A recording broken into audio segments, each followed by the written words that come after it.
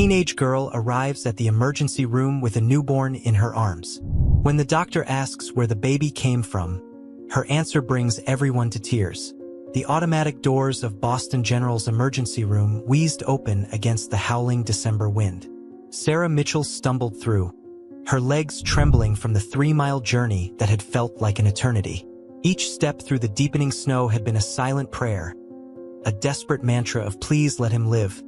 Please let him live," while memories of her mother's last words echoed in her mind.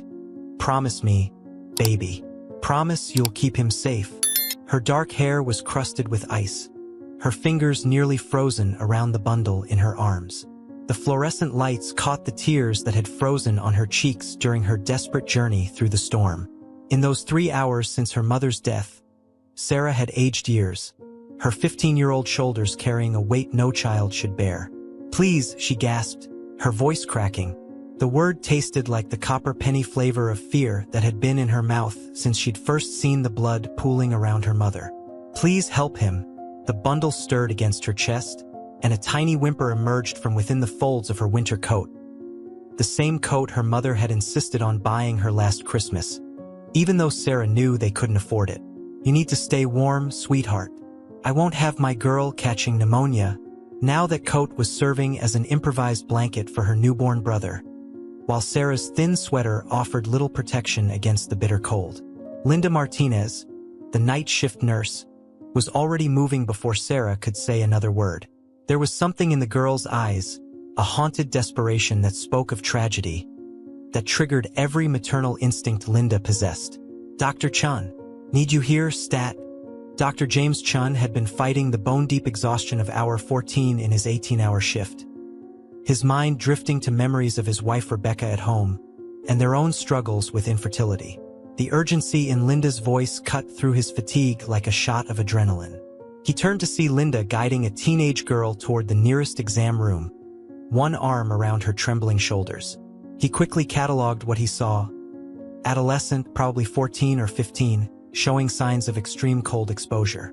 Her jeans were soaked and starting to freeze from the knee down, her sweater stained with what his experienced eye recognized as amniotic fluid and blood. But it was her eyes that caught him, wide, haunted, and somehow ancient in her young face.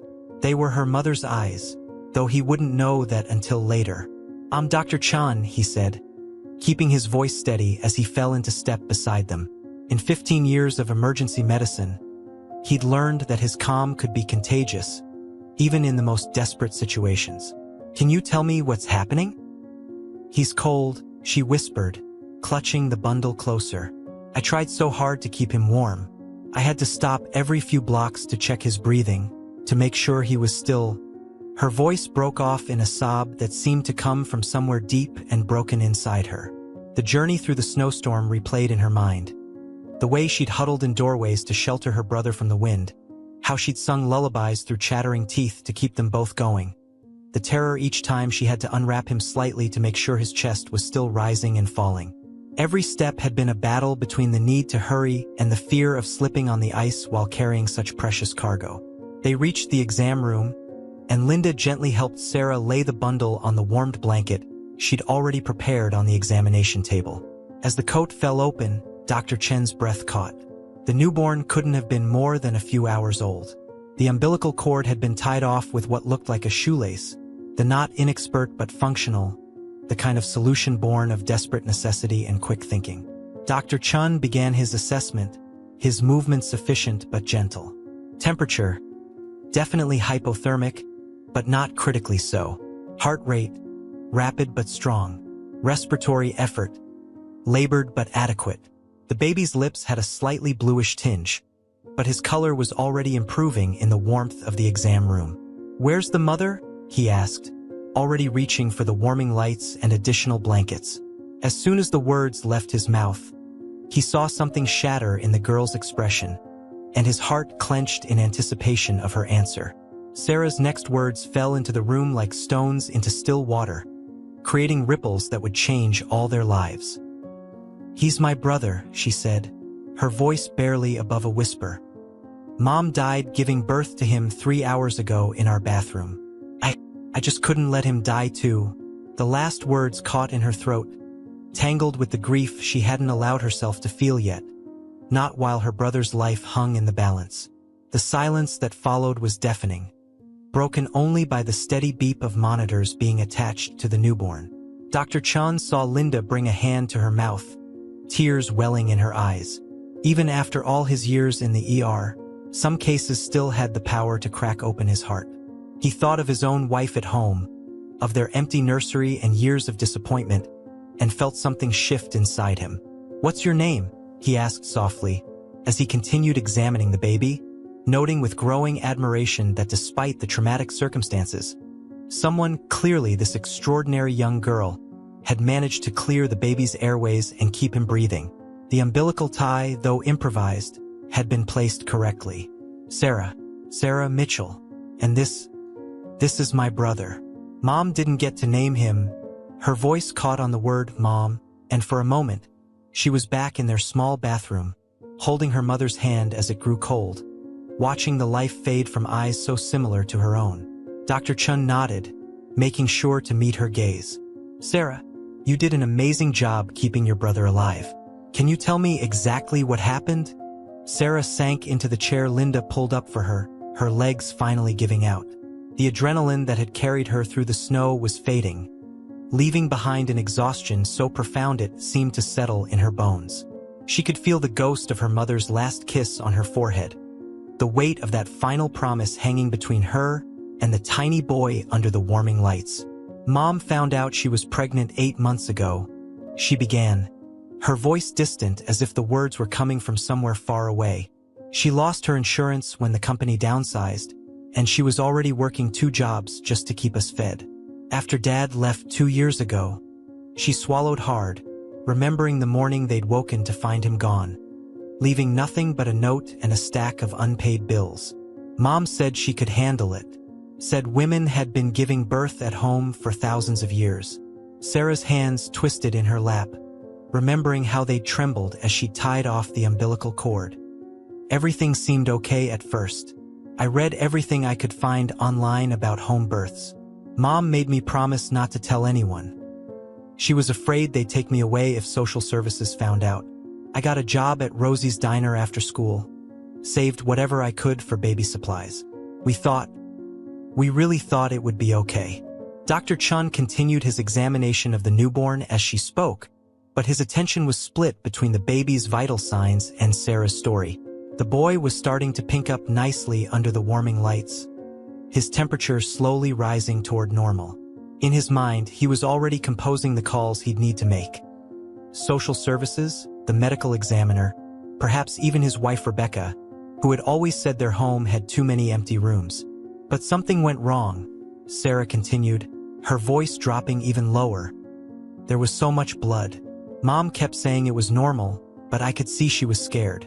After he came out, she held him once, just once." Sarah's voice broke, and the tears she'd held back during her long walk through the snow finally began to fall. "She told me she loved us both, made me promise to protect him, and then she was gone. I tried CPR like they showed us in health class, but she wouldn't come back." Linda had moved to stand behind Sarah's chair, her hands resting supportively on the girl's shoulders. Dr. Chun noticed the nurse's tears falling silently into Sarah's snow-damp hair. In that moment, the usual professional distance of the ER seemed to dissolve, replaced by something more fundamental, the shared human experience of loss and love and sacrifice. "The baby wasn't breathing right at first," Sarah continued, the words tumbling out now as if she needed to share the weight of them before they crushed her. "I remembered this video I watched about newborn resuscitation. I cleared his mouth and nose with a bulb syringe we'd bought, gave him rescue breaths until he started crying. Used a clean shoelace for the cord like the website said. I tried calling 911, but our power was out from the storm, and my phone was dead." She looked up at Dr. Chen, her eyes suddenly fierce despite the tears. I knew Mom was gone, but he was alive and I had to choose. Mom always said that being brave isn't about not being scared. It's about doing what needs to be done even when you're terrified. So I wrapped him in my coat, locked our apartment and started walking, The pride and anguish in her voice made Dr. Chen's throat tight. He thought about his own sister, about the bonds of family that could drive someone to walk through a snowstorm with a newborn, carrying not just an infant but the weight of an impossible choice. "You did protect him, Sarah," he said softly. "You did everything right. Your brother is going to be fine thanks to you." As if in confirmation, the baby let out a strong cry, his color now a healthy pink. Sarah reached out a trembling hand to touch his tiny fingers, and the newborn instinctively grasped her index finger. In that simple reflex, Sarah felt the first warmth she'd experienced since her mother's last breath. "I need to call the authorities," Dr. Chen said gently, "and we'll need to send someone to your apartment. But I promise you we're going to help you both through this. You're not alone anymore." Sarah nodded, not taking her eyes off her brother. Can I stay with him?" "Of course," Linda answered before Dr. Chen could. "I'll bring you some dry clothes and something hot to drink. You're both safe now." As Dr. Chen stepped out of the room to make the necessary calls, he paused in the doorway, watching Sarah lean close to the warming bed, still letting her brother grip her finger. She was whispering something to him, too soft to hear, but Dr. Chen could read her lips. "I kept my promise, Mom. I kept my promise." He had to take a moment to compose himself before reaching for his phone. The weight of what he'd witnessed settled around his shoulders like a heavy cloak. In all his years of emergency medicine, he'd seen countless examples of human tragedy and triumph. But there was something about this. It was about a 15-year-old girl walking 3 miles through a snowstorm to save her newborn brother, carrying not just an infant but the weight of an impossible choice that would stay with him forever. As he dialed the number for social services, his free hand unconsciously touched the photo he kept in his wallet. A picture of him and Rebecca on their wedding day, both smiling with hopes of the family they'd build together. Maybe, he thought, this night wasn't just about Sarah keeping her promise to her mother. Maybe it was about all of them finding what they needed in the midst of tragedy. Sarah and her brother finding safety, Linda finding purpose in her care, and him, perhaps finding the family he and Rebecca had been waiting for all along. The story of Sarah Mitchell and her unnamed brother was just beginning, but Dr. Chen knew that in those first crucial hours, she had demonstrated more courage and love than many people show in a lifetime. As he waited for the call to connect, he made a silent promise of his own. These children would not face their future alone. 8 months earlier, Sarah Mitchell sat cross-legged on her mother's bed, watching Claire stare at the pregnancy test with trembling hands. The spring sunlight filtering through their apartment's thin curtains caught the silver strands in her mother's dark hair. When had those appeared? Sarah wondered if they'd multiplied in the 2 years since Dad left, like rings in a tree marking seasons of hardship. "Mom," Sarah's voice seemed too loud in the small bedroom. "Are you okay?" Claire Mitchell looked up at her daughter, and for a moment, Sarah saw something she'd never witnessed in her mother's eyes before. Pure, unbridled fear. But then, like so many times before, Claire squared her shoulders and forced a smile that didn't quite reach her eyes. "Of course, sweetheart. It's just unexpected." Claire sat down heavily on the bed beside Sarah, the cheap mattress sagging beneath their combined weight. "I didn't think this was even possible anymore. I'm 42. For heaven's sake." Sarah reached for her mother's hand, noting how cold her fingers felt. "What are we going to do?" The word "we" hung in the air between them. Since David Mitchell had walked out 2 years ago, leaving nothing but a note and a mountain of debt, we had been their shield against the world. "We'll figure it out. We'll make it work. We have each other."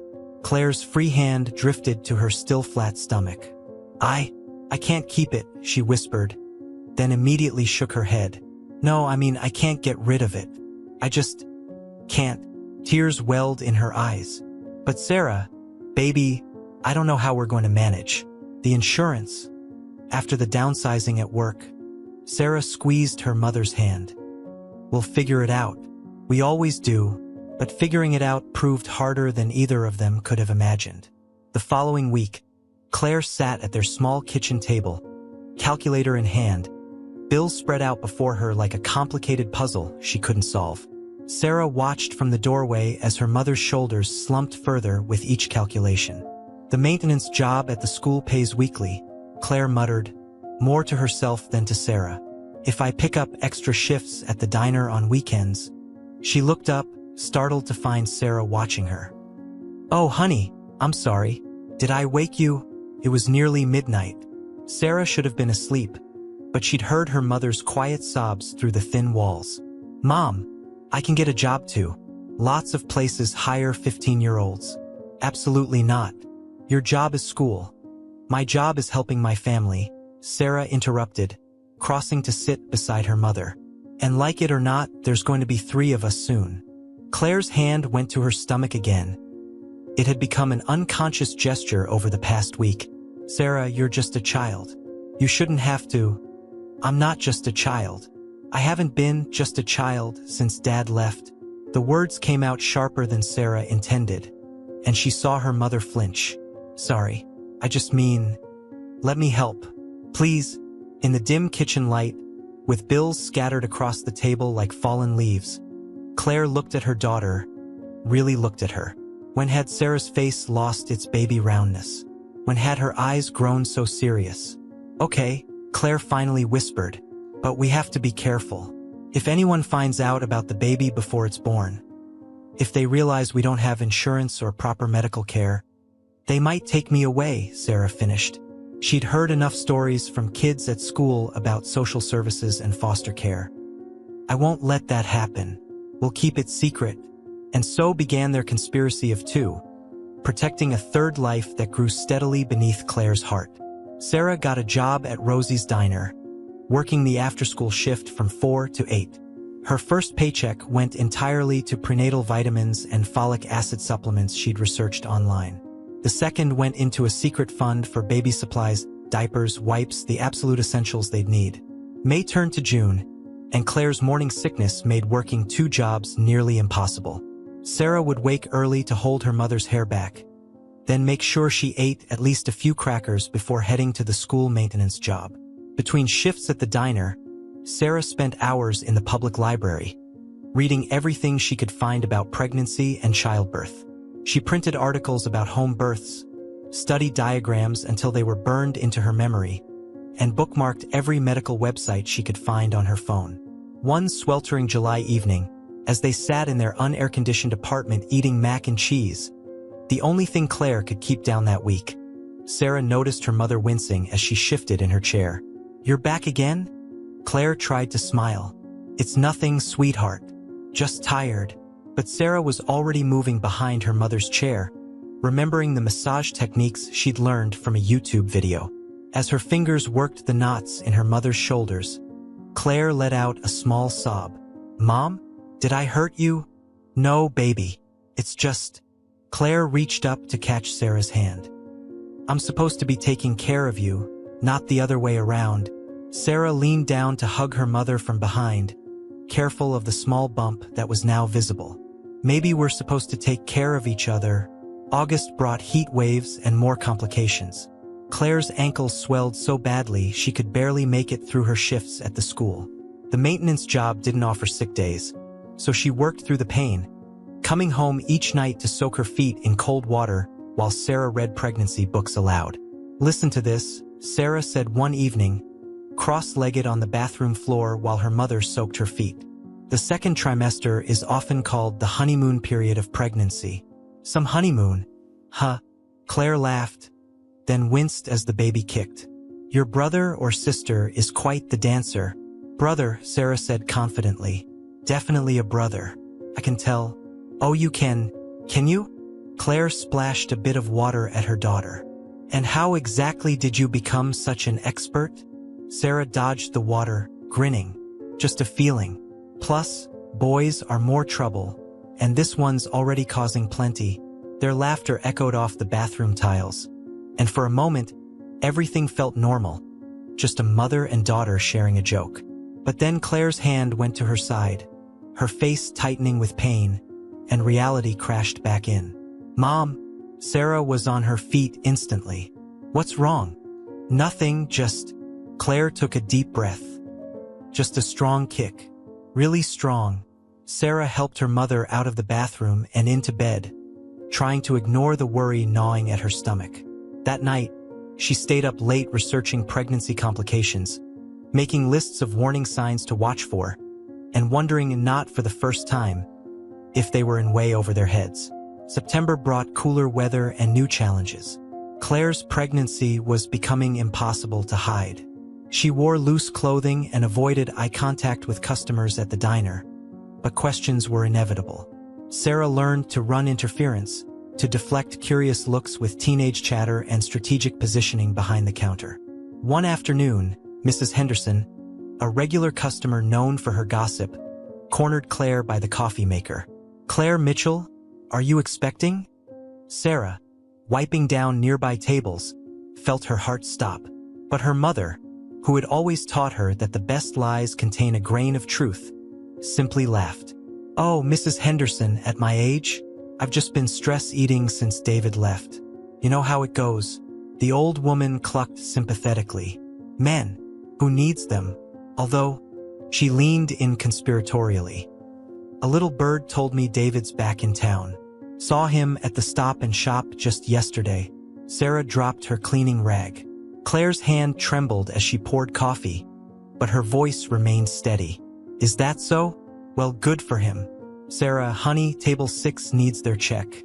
That night, after her shift, Sarah found her mother sitting in the dark living room, one hand on her swollen belly, the other holding an old photograph.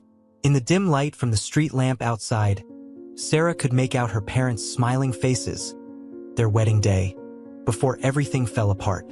"Mom," Sarah sat beside her on the couch. You're not thinking of telling him, are you?" Claire set the photo down with deliberate care. "No. He lost the right to know when he walked out on us." She turned to Sarah, her eyes fierce in the darkness. "But baby, if anything happens to me, don't..." Sarah's voice cracked. "Don't even say that. We have to be practical, Sarah. If anything happens, you need to know. Your father lives with his new family in Dorchester. His mother, your grandmother, is still in her old house on Maple Street. If you ever need help, nothing's going to happen to you," Sarah insisted, but she memorized the information anyway, filing it away with all the other emergency procedures she'd learned, just in case. October brought early frosts and more close calls. At school, Sarah's grades began to slip as exhaustion took its toll. Her English teacher, Mrs. Walsh, kept her after class one day. "Sarah, is everything all right at home? You seem distracted lately." For a moment, Sarah was tempted to tell her everything about the baby, about their lack of insurance, about her terror every time her mother winced or grabbed her side. Mrs. Walsh had always been kind, had even given Sarah extra credit assignments when she missed homework due to work. But then she remembered her mother's fears about social services, about being separated, about the baby being taken away. So she forced a smile and blamed her tiredness on college application stress. That evening, helping her mother fold tiny onesies they'd bought at the Goodwill, Sarah asked, "Mom, do you ever regret it? Keeping the baby?" Claire's hands stilled on a small yellow sleeper. "No, never. But I regret putting so much on your shoulders. You shouldn't have to carry all this." "I want to," Sarah said fiercely. "We're family. The three of us." November arrived with the first snow and mounting fears. Claire's blood pressure was rising. Sarah could tell from the headaches and dizziness her mother tried to hide. They'd bought a blood pressure cuff from the pharmacy, and Sarah checked it religiously, comparing the numbers to the charts she'd memorized. "Maybe we should tell someone," Sarah suggested one night, after her mother nearly fainted at work. Just in case." But Claire was adamant. "We've come this far. Just a few more weeks. Women have been giving birth at home for thousands of years."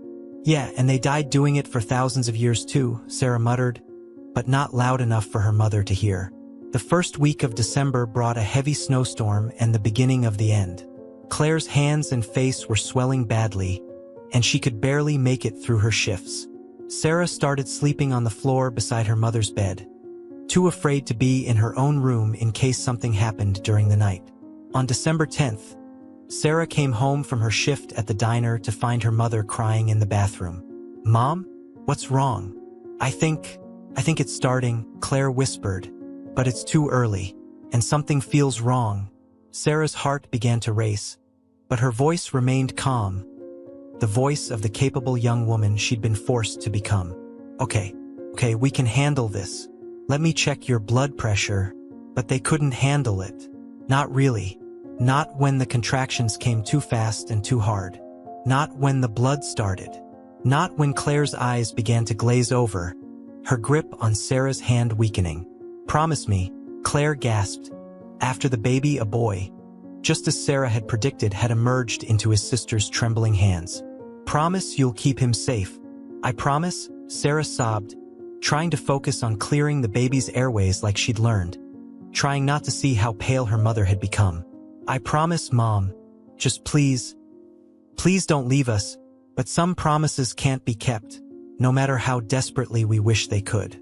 And some must be kept, no matter the cost. 3 hours later, Sarah Mitchell would walk through the doors of Boston General's emergency room, carrying her newborn brother and the weight of that final promise. But in that moment, kneeling on the bathroom floor beside her mother's body, watching her brother take his first breaths as their mother took her last, Sarah understood something about love and sacrifice that most people take a lifetime to learn. Sometimes the bravest thing we can do is simply keep going, one step at a time, carrying our promises through the storm. The social worker arrived at Boston General just before dawn. Sarah watched her approach through the nursery window, where she'd been standing vigil over her brother for the past 4 hours. The woman's sensible shoes squeaked against the freshly waxed floor, a sound that would forever remind Sarah of this moment, this threshold between her old life and whatever came next. Sarah? Dr. Chen's voice was gentle behind her. He'd stayed well past the end of his shift, something about paperwork he needed to finish. But Sarah suspected it had more to do with the way his eyes lingered on her brother's tiny form. This is Ms. Talia Rodriguez from Child Protective Services. She's here to help. Sarah didn't turn away from the window. In the nursery, a nurse was changing her brother's tiny diaper with practiced efficiency. He looked impossibly small under the warming lights, but his color was good now, and his cries were strong. Look, Mom, she thought. I did what you asked. He's safe. Sarah? Ms. Rodriguez's voice was warm, with a slight accent that reminded Sarah of her favorite teacher from elementary school. Would you like to sit down? We have some things we need to discuss. Finally, Sarah turned. The social worker was younger than she'd expected, maybe in her early 30s, with kind eyes and worry lines around her mouth. She wore a deep purple scarf that seemed too cheerful for the circumstances. Is this the part where you tell me you're taking him away? Sarah's voice was raw from crying, but her chin lifted in defiance. Because I won't let that happen. I promised my mom. This is the part, Ms. Rodriguez interrupted gently, where we figure out how to keep you both safe and together. Something in Sarah's chest cracked at those words. She'd been holding herself together with iron will and desperation since her mother's last breath. But now, Dr. Chun caught her before her knees gave out completely. Somehow they made it to the small consultation room adjacent to the nursery, where Linda had thoughtfully left a tray with tea and sandwiches hours ago. Sarah couldn't remember the last time she'd eaten. The police have been to your apartment, Ms. Rodriguez said once Sarah was seated, her hands wrapped around a warm cup of tea she couldn't bring herself to drink. They've arranged for your mother's body to be taken to the funeral home. I'm so sorry for your loss, Sarah. The words seemed to come from very far away. In Sarah's mind, she was back in that bathroom, watching her mother's face grow slack, feeling the moment life slipped away while new life wailed in her arms. The impossible choice that followed: stay with her mother's body or save her brother's life. The police also found this, Ms. Rodriguez continued, pulling out a sealed envelope from her briefcase. It was in your mother's bedside table. Sarah's hands shook as she took the envelope. Her mother's handwriting, usually so neat and precise, was shaky on the front. For Sarah and the baby, if anything happens. Would you like some privacy to read it? Dr. Chen asked. Sarah shook her head. She needed witnesses for this. Needed to know she wasn't alone with whatever words her mother had left them. With trembling fingers, she broke the seal. My dearest Sarah and my precious baby, if you're reading this, then my worst fears have come true. and I've left you both far too soon. Sarah, my brave, beautiful girl, I know you're probably angry with me right now. You warned me about the risks, begged me to seek help. I was stubborn and proud and terrified of losing you both to the system. But I need you to know something.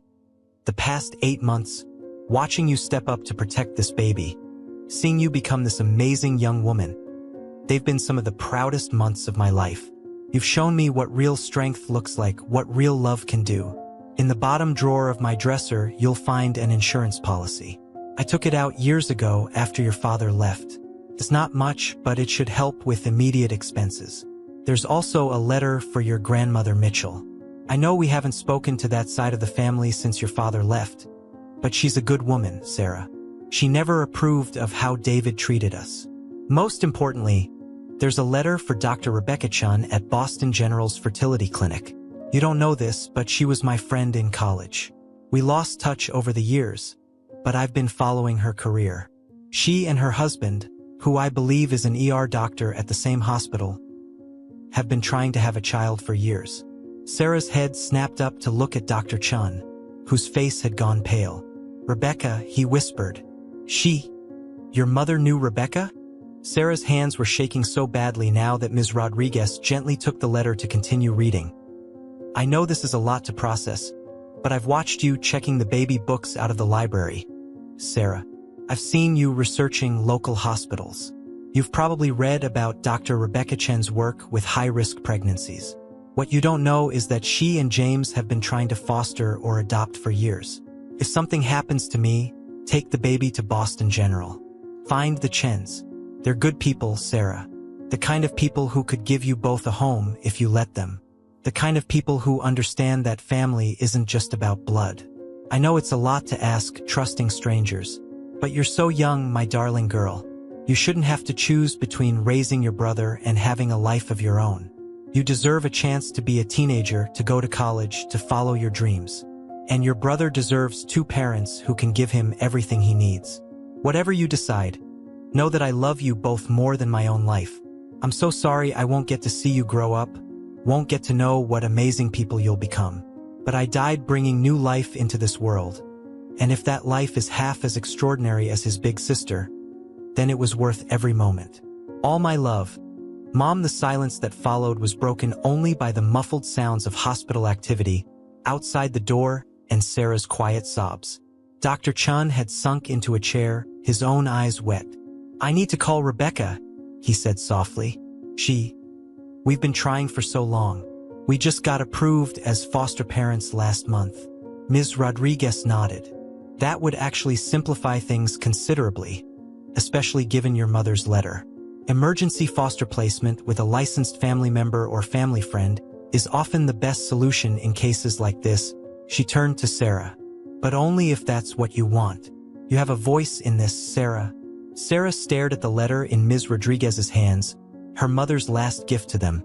Not just the words, but a path forward, a way to keep her promise while not sacrificing her own future. She thought about Dr. Chen's kindness when she'd first arrived, about how he'd stayed long past his shift to make sure they were okay. Her voice cracked. She swallowed and tried again. Could I still see him? Still be part of his life? Oh, sweetheart. Dr. Chen's voice was thick with emotion. You would be part of our family. Both of you. Rebecca and I have a 4-bedroom house in Newton. One room's already set up as a nursery, and another could be yours if you want it. We could give you both a home, an education, a future. Your mother was right, family isn't just about blood. Through the window, Sarah could see her brother stretching in his hospital bassinet, his tiny fists waving at the world he'd just entered. A world that, thanks to their mother's final act of love, might hold more possibility than pain. I'd like to meet Dr. Rebecca first, Sarah said finally. And I need to help plan Mom's funeral. We'll help with all of that, Ms. Rodriguez assured her. One step at a time, Dr. Chun was already pulling out his phone, his hands shaking slightly as he dialed. Rebecca? Love, I need you to come to the hospital. There's someone you need to meet. 2 someones, actually. And bring that box of baby clothes we've been saving. I think we're finally going to need them, Sarah turned back to the window, watching her brother sleep peacefully in his bassinet. For the first time since her mother's death, she felt something unfurl in her chest. Not hope. Exactly, not yet. But possibility. A future she couldn't quite see but could almost imagine. "What's his name?" Ms. Rodriguez asked softly. "Your brother." Sarah thought about it for a moment, then smiled through her tears. "Clay," she said, after Mom. "Claire. His name is Clay." Outside, the sun was rising over Boston, painting the snow-covered city in shades of pink and gold. A new day was beginning, and with it, the next chapter of their story. Not the one Sarah would have chosen, but perhaps the one they needed. She pressed her hand against the nursery window, watching Clay's chest rise and fall with each tiny breath. "I kept my promise, Mom," she whispered, "and I always will." Dr. Rebecca Chun stood in the doorway of the hospital room, her heart thundering in her chest.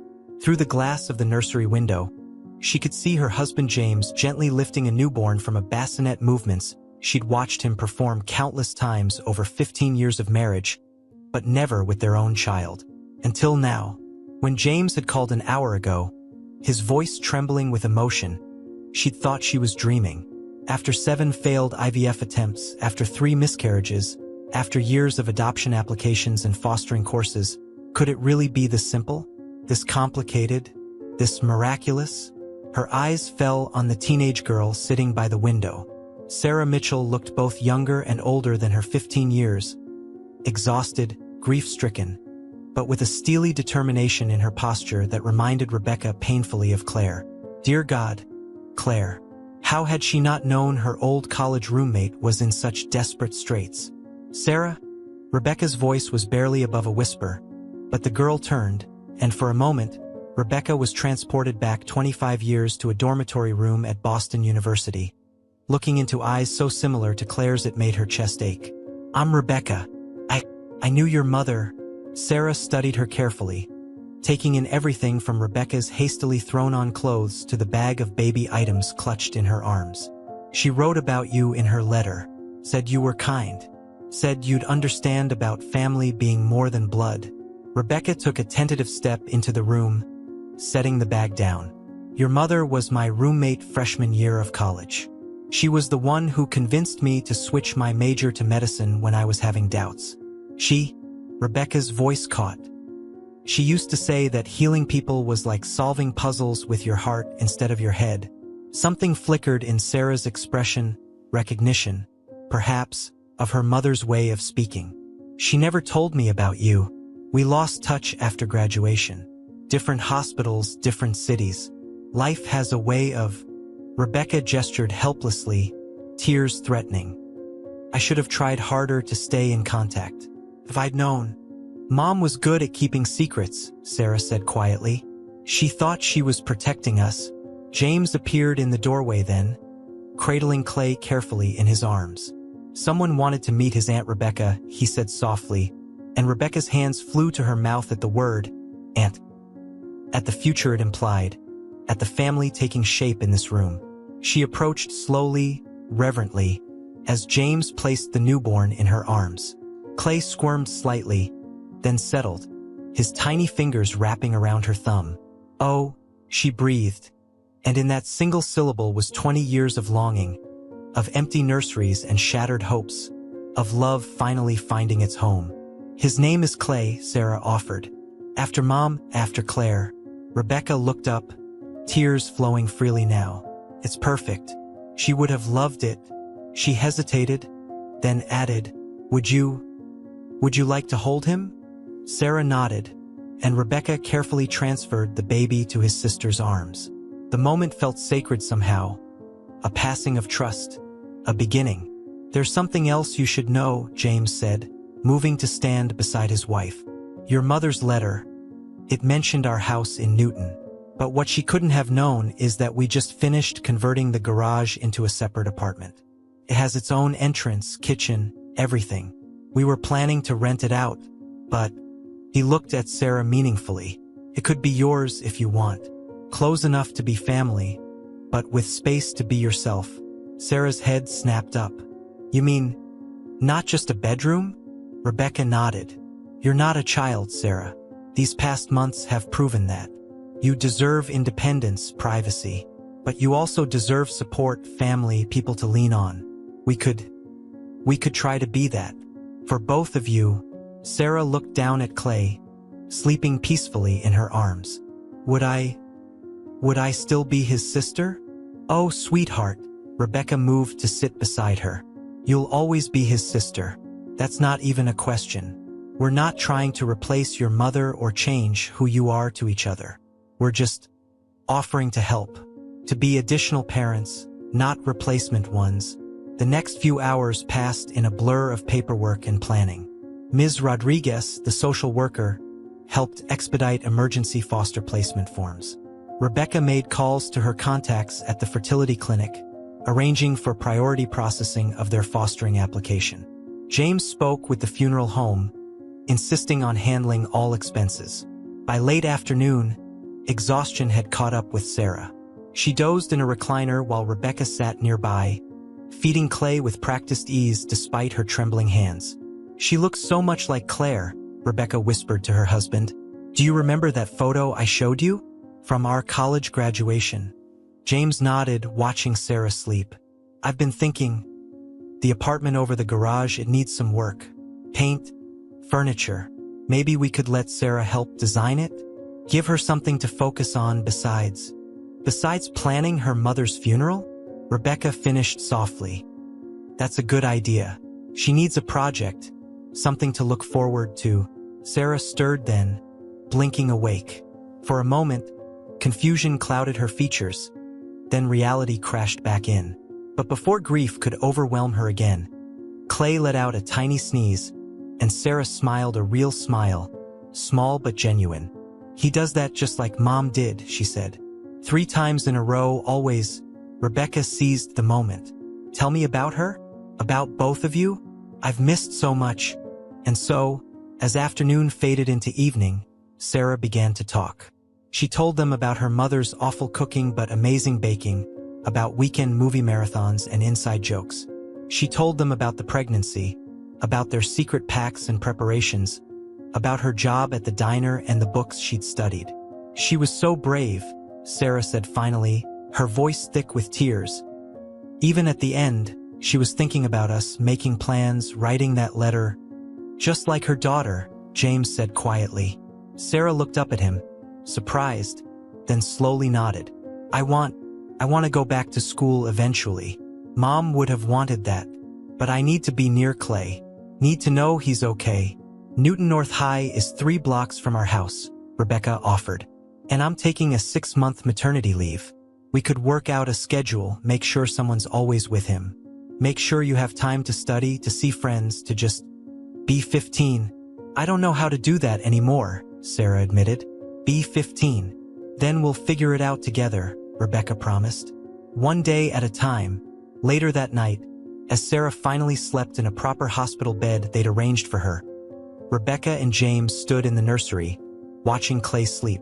Are we crazy? Rebecca whispered. Taking on 2 kids, just like that? James wrapped his arms around his wife.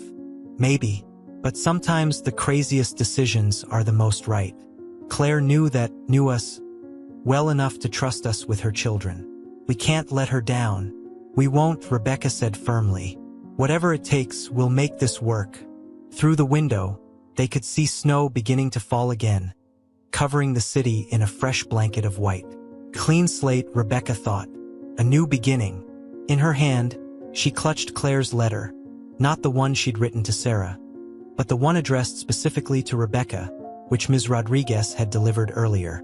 She hadn't opened it yet, wasn't sure she was ready for Claire's voice to reach out across the years and the divide between life and death. But tomorrow she would read it. Tomorrow, they would begin planning the funeral, helping Sarah say goodbye to her mother while holding on to the memories that mattered most. Tomorrow, they would start the process of becoming a family, not replacing what was lost, but building something new from the foundations of love and promise that Claire had left them. For now, though, Rebecca simply watched her husband stroke Clay's tiny hand through the bassinet's clear wall, watched Sarah sleeping peacefully for the first time in days, and whispered a promise of her own to the friend she'd lost and found too late. "We'll love them, Claire. We'll love them enough for both of us." 1 year later, snow dusted the graves at Mount Auburn Cemetery, turning the solemn stone markers into softly rounded sculptures. Sarah Mitchell stood before her mother's headstone, adjusting Clay's winter hat as he squirmed in her arms. At 12 months old, he was a sturdy, active boy with their mother's dark eyes and infectious laugh. The same laugh that used to echo through their small apartment during weekend movie marathons. "Life's too short not to laugh, baby," her mother's voice echoed in her memory. "Even when things are hard, especially when things are hard. Hold still, little man," she murmured, smiling as he reached for the falling snowflakes. "There's someone I want you to meet."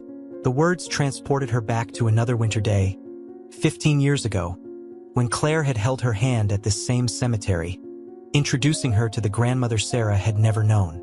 "We keep them alive in our hearts," Claire had said then. "That's how love survives." Behind them, Rebecca and James Chun waited respectfully at a distance, giving the siblings this moment alone.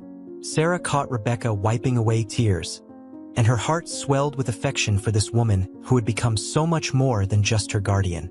Last week, Rebecca had sat with her for hours, helping her perfect her BU scholarship application essay, just as Claire had once helped Rebecca study for her medical school entrance exams. The granite headstone before them was simple but elegant.